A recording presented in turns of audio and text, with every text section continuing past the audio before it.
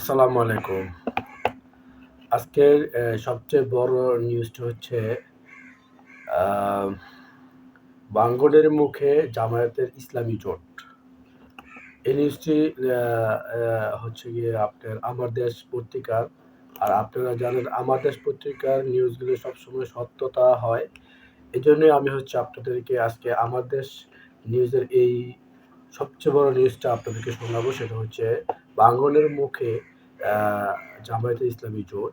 এই নিউজটি লিখেছেন হচ্ছে আমার দেশ অনলাইন। এই নিউজটি আমি আপনাদেরকে পুরোটা পড়ে শোনাচ্ছি। সেটা হচ্ছে বাঙ্গনের মুখে পড়েছে জামায়াতের নেতৃত্বাধীন ইসলামী জোট। চরমোনাই পীরের কারণে মূলত জোটগত নির্বাচনে এই অনিশ্চয়তা সৃষ্টি হয়েছে। আসলে এটা হচ্ছে চরমোনাই যে পীর আছে তার কারণে এই নির্বাচনী জোটটা মানে ভাঙতে চাইতেছে। আর চরমোনাই পীর হয়তো একটু পাকনা টাইপের, বুঝছেন? এই জন্য তার তার কাছে এই মানে তারা মনে করে যে তারা বাংলাদেশে অনেক বড় একটা দল, কিন্তু আসলে তারা একটা নির্বাচনে একটা আসনও পায়নি, কোনো একটা নির্বাচনে একটা আসনও পায়নি। তো এই দলে আসার পর থেকেই তিনি বেশি মানে পাওয়ার দেখাচ্ছে, কিন্তু পাওয়ার দেখালে একটা লাভ নেই। তিনি তাদের অবস্থান খুব একটা ভালো না। তো তারপরে আমি আপনাদের শোনাই। জামায়াত ইসলামী তাদের 40টি আসন ছেড়ে দিতে রাজি হলেও চরমোনাই তাতে নাখোশ। আল্লাহ বুঝেন। চরমোনাইয়ের পীর সৈয়দ মুহাম্মদ রেজাউল করিম নেতৃত্বাধীন ইসলামী আন্দোলন ধারণা দেশব্যাপী তাদের বিশাল ভোট ব্যাংক রয়েছে। হুদ্দাই কোনো ভোট ব্যাংক নাই, তাদের ভোট ব্যাংক শুধু আছে, শুধু তার বরিশালে কিছু একটা পাওয়ার আছে, সেটা আমরা স্বীকার করি, কিন্তু তার পুরো বাংলাদেশে এত একটা পাওয়ার নাই। তো তারপরে তাই তারা আরো বেশি আসনের দাবিদার। এই অবস্থানে তারা অনড় থাকায় দফায় দফায় বৈঠক করেও কোনো সমঝোতায় পৌঁছা যায়নি। এমনকি জামায়াত 40 আসনের পর কিছু আসন উন্মুক্ত রাখতেও রাজি ছিল, কিন্তু চরমোনাই তাতে রাজি না হওয়ায় বাঙ্গনের মুখে পড়েছে জোটটি। আল্লাহ বুঝেন। 40টা আসনের বেশি দিতে চাইছে জামায়াত তাদের, তারপরেও তারা মানে মানতেছে না। এদিকে মাওলানা মামুনুল হকের নেতৃত্বাধীন বাংলাদেশ খেলাফত মজলিসও প্রকৃত অবস্থানের চেয়ে উচ্চাকাঙ্ক্ষী হওয়া তারাও বেশি আসন দাবি করছে। তাদের সঙ্গে জামায়াতের চূড়ান্ত বনিবনা এখনো হয়নি। শেষ পর্যন্ত দল দুইটি 11 দলীয় জোট থেকে বেরিয়ে আলাদা নির্বাচন করতে পারে বলে জানা গেছে। আল্লাহ বোঝেন। মামুনুল হকও ফাজিলামো শুরু করে দিচ্ছে, বুঝছেন? এটা ইসলামী জোটটা একটা শক্তিশালী জোট ছিল আমার মতে, কিন্তু এখন বর্তমানে যে অবস্থা দেখতেছি ইসলামী জোটটা একটু হলেও দুর্বল হয়ে যাইতেছে, বুঝছেন? গতকাল মঙ্গলবার আসন ভাগাভাগি শেষ করে 11 দলের যৌথ ঘোষণা দেওয়ার উদ্যোগ নেওয়া হয়েছিল, কিন্তু সেটা সফল হয়নি। এই রিপোর্ট লেখা পর্যন্ত কোনো সমঝোতা হয়নি। মানে মানে আমার দেশের যে রিপোর্টটা লেখছে তার রিপোর্ট লেখা পর্যন্ত এখনো সমঝোতা হয়নি। তো এই এই এই যে এখন আমি যেটা পড়তেছি রিপোর্টটা, এটা আজকের এই 1 ঘন্টা আগের রিপোর্ট। তো এখনো হয়নি, বুঝছেন? একদিকে জামায়াত ইসলামী প্রাথমিক আসন সমঝোতার ভিত্তিতে চরমোনাইয়ের পীর ও মামুনুল হকের দলের প্রার্থীদের বিপরীতে 1 ডজনেরও বেশি আসনে তাদের কোনো প্রার্থী দেয়নি। এই এই ছাড়ের ফলে দলগুলো জামায়াতের সাথে আম, আহ, বর্গন বার্গেনিং এর আম, বার্গেনিং এর বাড়তি সুবিধা পাচ্ছে।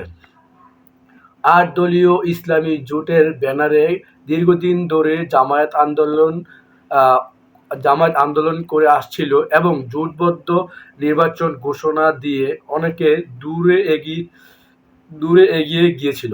তবে জুলাই যুদ্ধের সংগঠন এনসিপি বীর মুক্তিযুদ্ধ অলি আহমদ নেতৃত্বে এলডিপি এবং মুজিবুর রহমানের মঞ্জু ও ব্যারিস্টার ফুয়াদের নেতৃত্বে এবি পার্টি যুক্ত হয়ে 11 দলীয় জোট গঠনের পরেই ইসলামী দলগুলোর সঙ্গে তাদের মনোমালিন্য সৃষ্টি হয়। মূল কারণটা এই জায়গায় যে এখানে আরো কয়টা দল যোগ হয়েছে, এই কারণেই হচ্ছে তারা মানে এরকম সৃষ্টি করতেছে, মানে এরকম ঝামেলা সৃষ্টি করতেছে। কারণ তারা বুঝতে পারছে তাদের আসন ভাগে খুব কম পড়বে, এই জন্যই তারা হচ্ছে এরকম মানে মানে আসন বেশি চাচ্ছে। তো তারা হয়তোবা এই কারণে হয়তোবা মানে চাইতেছে যে এই দলটা থেকে বের হয়ে যায়। আমার মনে হয় কি যে ইসলামী আন্দোলনের ভিতরে কিছু একটা হিংসা আছে, বুঝছেন, এই জন্যই তারা এরকম করে। এনসিপির নতুন তিন দলের সঙ্গে জামায়াতের ঐক্য হওয়ার পর থেকে জামায়াত জোটে ইসলামী অন্য দলগুলো গুরুত্ব কমাতে থাকে। ভাগে কম সিট পাওয়ার ভয়ে জোটবদ্ধ নির্বাচনের ব্যাপারে তাদের আগ্রহ কমতে থাকে। কারণ তারা বুঝতে পারে এনসিপি জামায়াত জোটে যোগ দেওয়া তাদের পক্ষে জামায়াতকে চাপে রাখা শক্তিও কমে গেছে। মানে ইসলামী আন্দোলনের শক্তি খুব কমে গেছে, মানে জামায়াতকে চাপে রাখার কারণে, চাপে রাখতে। আর ইসলামী আন্দোলনটা খুবই একটা মানে হিংসা, মানে আমার মনে হয় ওদের মধ্যে একটা হিংসা আছে ইসলামী আন্দোলনের। মনোনয়নপত্র দাখিলের শেষ দিন আগে 11 দলীয় জোট সমঝোতার ভিত্তিতে 12 ফেব্রুয়ারি সংসদ নির্বাচনে ঘোষণা দিলেও পরের দিন দেখা যায় 300 আসনের বিপরীতে জোটে প্রায় 600 জন মনোনয়নপত্র জমা দিয়েছেন। মানে 11 দলীয় জোটের ভিতরে 300 আসনের বিপরীতে 600 জন লোকিয়া মনোনয়নপত্র জমা দিছে। কি হাস্যকর বিষয় জামায়াতের। তখন জোটের পক্ষ থেকে বলা হয় সময় কম পাওয়ার এটা হয়েছে, মানে সময় কম পাওয়ার এটা হয়েছে, মানে এই সব জোটের পক্ষ থেকে বলা হয় যে সময় কম পাওয়াতে 600টা আসনে মানে মনোনয়নপত্র জমা দিচ্ছে তারা। আলোচনা করে তারা 300 আসন চূড়ান্ত করবেন। আচ্ছা, এনসিপি 300 আসনে ছেড়ে দেওয়া জামায়াত এনসিপিকে 30 আসন ছেড়ে দেওয়া জামায়াত এনসিপির আনুষ্ঠানিকভাবে তা 30 আসন মেনে নিয়েছে। মানে এনসিপি 30 আসন থেকে 30 আসন মেনে নিয়েছে। জামায়াতের নেতৃত্বাধীন 8 ইসলামী দলের জোটে চরমোনাই পীরের ইসলামী আন্দোলন, মামুনুল হকের বাংলাদেশ খেলাফত মজলিস ছাড়াও বাংলাদেশ খেলাফত মজলিসে খেলাফত আন্দোলন, নেজামী ইসলামী পার্টি, জাতীয় গণতান্ত্রিক পার্টি জাকপা ও বাংলাদেশ ডেভেলপমেন্ট পার্টি রয়েছে এসআই। মানে অন্যান্য দলগুলা মাইনে নিছে, কিন্তু সবচেয়ে বড় ঝামেলায় করতেছে হলো ইসলামী আন্দোলন আর এখন বর্তমানে হলো মামুনুল হক। তো আপনারা জানাবেন আসলে ইসলামী দলের জোটটা কিরকম হচ্ছে, তারা কি সরকার গঠন করবে কিনা, আপনারা একটু জানাবেন তাদের বর্তমান অবস্থা দেখে। ধন্যবাদ।